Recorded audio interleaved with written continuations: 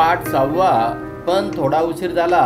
संदीप हरी नाझरे यांचा जन्म 1984 मध्ये झालेला आहे. चारोळ्या, कविता, कथा, अनुभव कथन, लेख, ललित इत्यादी लेखन व वज्रमूठ कविता संग्रह प्रसिद्ध आहेत. विविध नियतकालिकामधून साहित्य देखील प्रसिद्ध आहे. कारगिल सारख्या धगधगत्या तणावपूर्ण सीमेवर सैनिक म्हणून काम करणारा तरुण आपल्या आजारी आईला भेटण्यासाठी ओढीने घरी पोहोचतं. पण त्या आधीच त्याची आई हे जग सोडून गेलेली असते. सैनिकाच्या मनातील देशप्रेम व आईबद्दलची ओढ असा भावविभोर करणारा प्रसंग या पाठामधून लेखकाने चित्रित केलेला आहे. कारगिल हे काश्मीर सरहद्दीवरील हिमालयातील अतिशय खडतर हवामानाच्या दुर्गम प्रदेशातील ठिकाण आहे. या ठिकाणी सेवा बजावणे हे कोणत्याही सैनिकाच्या आयुष्यातील प्रचंड अवघड काम आहे. अतिशय थंड हवामान आणि सतत दगदगणारी तणावपूर्ण सीमा. पण अशा प्रतिकूल परिस्थितीलाही पुरून उरणार नाही तो जवान कसला. इथला पावसाळा आणि हिवाळा जेवढा जीव घेवना तेवढाच उन्हाळा सुखावं आणि आल्हाददायी. उन्हाळ्यात पहाडावरील बर्फ वितळून पर्वतरांगा हिरवे कंच रंगाने नटून जातात. जमीन तशी दिसतच नाही. जणू वसुंधरेने हिरवागार शालू परिधारण केलाय असा रसमय निसर्ग आमचे मन उल्हासित करायचा. आणि कारगिलची जी काही सरहद्द होती त्या ठिकाणी सैनिक आपलं जे काही आयुष्य काढणे प्रचंड अवघड असं काम असतं. अशा परिस्थितीला पुरून उरणारा पण सीमेवर कारभार पाहावाच लागतो. उन्हाळ्यामध्ये आणखीनच सुखदायी उल्हासित असं वातावरण तिथं पाहायला मिळतंय. इतर महिन्यापेक्षा हा वातावरण तिथं खूप सुखदायी वाटतोय. मार्च महिन्याचे दिवस होते. बटालियनमध्ये 8-15 दिवसातून एकदा पोस्टमन येत असे. पोस्टमन आला की अक्षरशः इथं झुंबड उडत असायची. सगळी बटालियन त्यांच्यावर तुटून पडत असत. आपल्याला आलेले पत्र वाचताना पोलादी छातीच्या सैनिकाचे मन चंद्रासारखं किंवा चंद्रमण्यासारखं पाजरून कधी वाहू लागायचं हे समजायचं देखील नाही. म्हणजे पत्र वाचत असताना जे काही घरचा वातावरणाचा कालावधी असन, घरी कसं वातावरण असन हे सैनिकांचं मन पाजरून जायचंय, कधी वाहू लागायचंय हे समजायचं नाही. एकमेकांच्या पाठीवर जे काही थाप पडायची आणि गावगाड्याच्या आठवणींना उजाळा देत पुन्हा नव्या जोशामध्ये आम्ही कामावर खडे व्हायचो. बायकोनं पाठवलेलं आंतरदेशीय पत्र घेऊन मी बंकरकडे वळलो. पत्रावरतीच्या आसवांच्या सुकलेल्या डागाशिवाय काहीच लिहिलेलं नव्हतं. पत्रात काही लिहिलेलं नसलं तरी ते पत्र बोलकं होतं. पत्र बराच वेळ मी वाचत बसलो होतं. इथून गावाकडे जाण्यातच सुट्टीचे 8-10 दिवस जायचे. गावाकडे गेल्यावर पाहुण्या रावळ्याकडे जाणं येणं आलंच.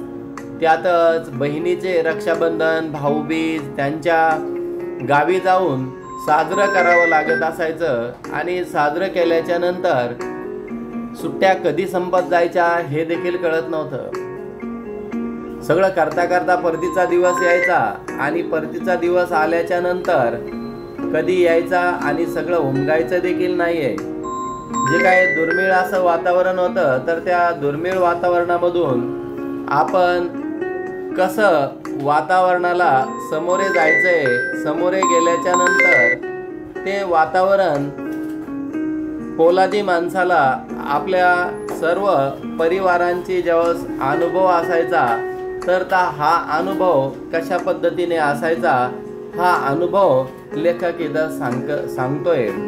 आणि अनुभवामधून लेखकाने आपल्याला परिस्थितीवर मात कसं करता येईल. त्याच्या बायकोनं जे काही पत्र लिहिलेलं आहे त्या पत्रामध्ये काहीच नसायचं. तिचे जे काही आसवाचे थेंब तिथं पडलेले असते तेच वाळलेले असायचे. गावाकडे गेल्याच्या नंतर लेखाला असं वाटायचं की पाहुण्याकडे, रावळ्याकडे, भाऊबीज, बहिणीला भेटण्यामध्ये त्याचा वेळ जायचा. तक्रारीला कोणतंही कारण नव्हतं उरत आणि जेवढं शक्य होईल तेवढं लवकर उरकायचं आणि काय करायचंय, गावाकडे निघून येण्यासाठी. हे गावाकडचा वेळ संपल्यावर आपल्या सीमेवर वापस येण्यासाठी तयारी ठेवायची. माझ्या बाबांनाही माझा खूप अभिमान वाटायचा. मी सुट्टीमध्ये आलो की ते कडकडून मिठीत घ्यायचे. मी येताना आणलेली मिठाई साऱ्या गावाला वाटायचे. माझी आई खूप हळवी. माझ्या पाठीवरच्या बंदुकीच्या गोळीचा वन बघून तिचं जे आतरून धरलं ते सोडलंच नाही. मी सगळ्यात धाकटा म्हणून सगळ्यांचा जीव माझ्यासाठी तिळतिळ तुटत असत. या हळव्या माऊलीचं प्रेम व प्रेमळ बांधवांच्या आठवणीचा फेर धरायचा. पण भारत मातेच्या संरक्षणाची जबाबदारी मला तितकीच महत्वाची वाटायची. मला वाटायचं भारत मातेसाठी लढताना बलिदान द्यावं. लागलं तर माझ्या अंगावर तिरंगा मानाने ठेवला जाईल. हे पाहताना माझ्या घरच्यांचा ऊर अभिमानाने फुलली. काल सकाळीच गावाकडून आल्याने सुखदेवने गावाकडचा सांगावा सांगितला. माझ्या आईचं दुखणं वाढलं होतं. आईने त्यांच्यासोबत निरोप पाठवला होता. तिचा प्रत्येक शब्द माझ्या अंतरंगाचा ठाव घेत होता. मी आजारी आहे, पण तू माझी काळजी करू नकोस. घरातले सगळे माझी नीट काळजी घेतात, मला जपतात. तू आपल्या भारत मातेला जप, तिचं रक्षण कर, तिची काळजी घे. माझं मन ढसाढसा रडत होतं. डोळ्यातले पाणी हटेना. जीव घाबराघुबरा होत होता आणि घाबराघुबऱ्या जीवानं मला सुचतही नव्हतं. ढसाढसा रडत असल्यामुळं ते काही असू वाटेना. जीव घाबराघुबरा झाला. मन सैरवर झालं. तसा मी उठलो. थेट मेजर साहेबाच्या पुढ्यात जाऊन उभा राहिलो. माझी अवस्था पाहून त्यांचंही मन हलावलंय. त्यांनी माझी रजा तात्काळ मंजूर केलेली आहे. कसाबसा सामानाचा पसारा आवरून गावच्या वाटेला लागलो. 8-10 दिवसांनी प्रवास. वेळ सरत सरता नव्हता. रस्ता कटता नव्हता. कधी एकदाच आईला पाहीन असं झालं होतं. आईचं ते जे काही बोलणं होतं, आईने जे काही सांगितलेलं पत्रामधलं बोलणं होतं, सुखदेवने सांगितलेल्या गोष्टी, खरबडीत हात आपल्या गालावरील फिरावेत.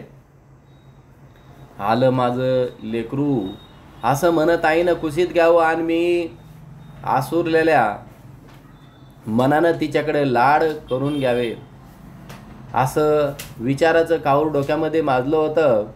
गावच्या येशीवर आलो तसं जो तो हातातलं काम सोडून कावराबावरा होऊन माझ्याकडे पाहू लागला. गावातल्या पाराजवळ पोहोचलं तसं काहीतरी विपरीत घडलंय हे मी ताडलं. हातातल्या जाडजूड ट्रंका तिथंच टाकून घराच्या दिशेने धावत सुटले. गावाच्या येशीपासून माझ्यापासून येणारे गावकरी धावू लागले होते. मी वाड्याच्या दरवाजातून आत पाऊल टाकताच बहीण माझ्या गळ्यामध्ये पडून रडायला सुरुवात केलेली आहे आणि भाऊबंद पडवीत ठिक्याच्या तळवटावर खाली माना घालून बसले होते. माझी नजर मात्र घरभर फिरत होती. माझी आई कुठे आहे?